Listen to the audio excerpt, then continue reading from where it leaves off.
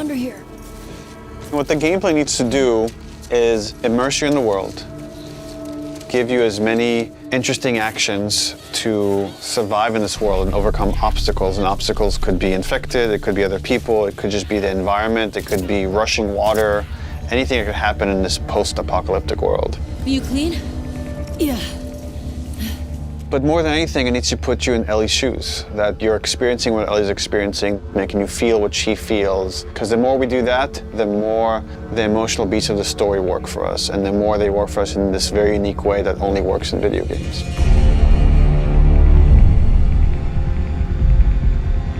The gameplay philosophy of The Last of Us Part 2 is putting you in the shoes of Ellie and everything that that means. It means giving you a threat constantly, as this world has. It means giving you the hard choices.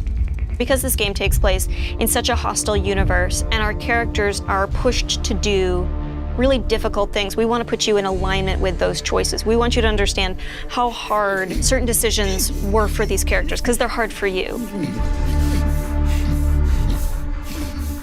I would say the overarching philosophy of how we approached designing the game mechanically is how can we take things to the next level.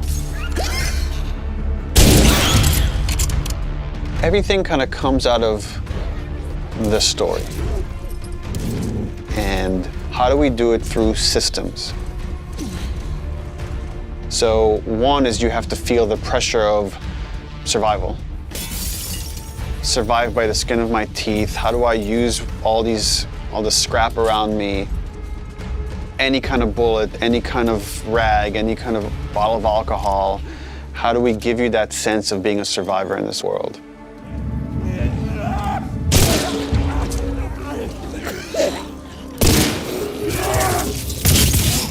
Ellie is very small compared to Joel and more nimble. How do we make you feel like you're not the strongest person in the room, but you still should be able to rise to the challenge and survive, you know, a fight with a bunch of people that are all bigger than you? So therefore it meant creating a character and systems and mechanics that allow you to be much more nimble. And that's where we added a jump button. Deal. In the first game we had a clamber button, but not really jumping. And here, Ellie can jump. The combat scenarios are much more vertical, where Ellie can use elevation to her advantage. Prone is a huge, huge one. Prone, obviously, it means to lay flat on the ground. Something so simple, again, something that in real life you'd be able to do. Letting the player have access to all their weapons, all the items, crafting, everything while in that position. And it just creates so many more emergent things in gameplay. Now that we have this other state that the player could be in, which are very low to the ground, how else can we use this other than just hiding in vegetation? We're like, well, there's a lot of man-made things or different structures that have collapsed that allow just enough space for you to crawl under, which means that now, as enemies are looking for you, you can crawl under things and hide, and it's just one more way to assess your environment and use it to Ellie's advantage. Now, because you can hide under things, we made them smarter and gave them the ability to look under things. So while you might hide somewhere and be safe for a while, eventually they're going to start looking under stuff, and if you're hiding under a truck and they spot you, they're going to yank you out and then try to kill you.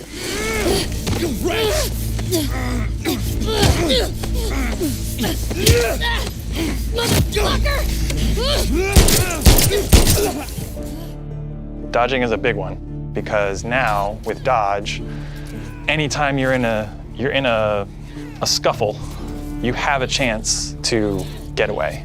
You have a chance to counterattack. It lets escape be an option as well. Sometimes you just gotta run.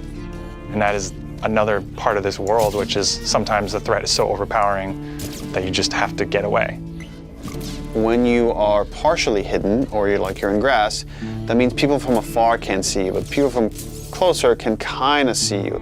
They will eventually acquire you. You're not completely hidden when you're in grass. She went into the grass.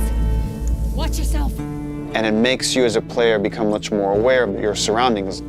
Jump, prone, dodge, all these things feed into both exploration and combat because it lets us expand the space. The size of spaces can be bigger, the intricacy of spaces can be more complex, and it still works exactly as you would expect.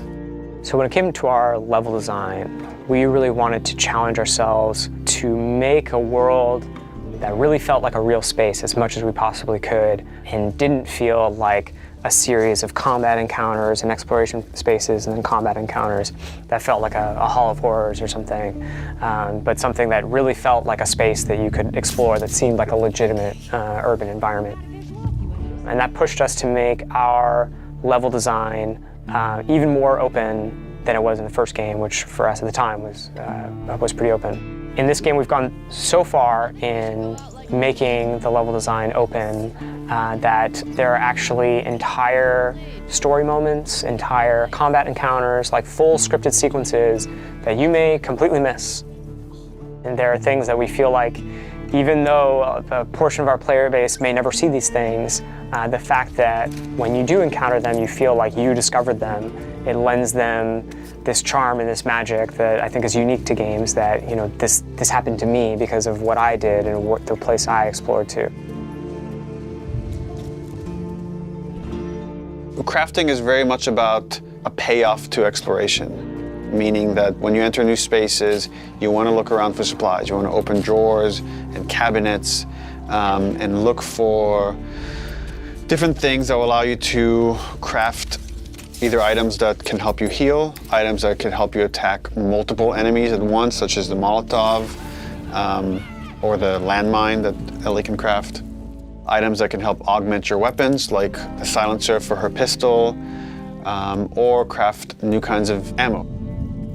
It also gives us tons of interesting gameplay choices and overlaps that you can do in any moment and on the fly.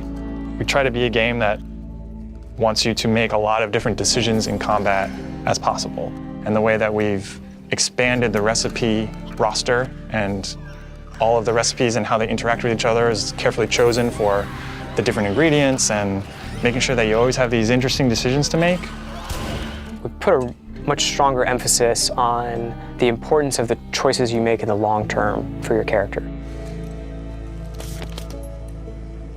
It'll be useful. Through the weapon upgrade system, through the player upgrade system, there aren't enough resources in a single playthrough to fully upgrade your character. The choices that you make, you're going to have to live with, and we wanted to make sure that all of the choices that you made had a really noticeable and tangible effect on the way that you play.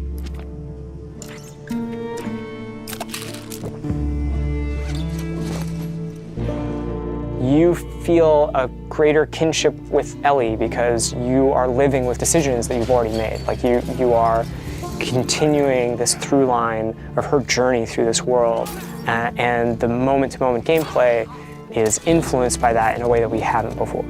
The realization that your choices have these long-term consequences is very much like the nature of the narrative of the game. And I'm happy that the mechanics are supporting that. PlayStation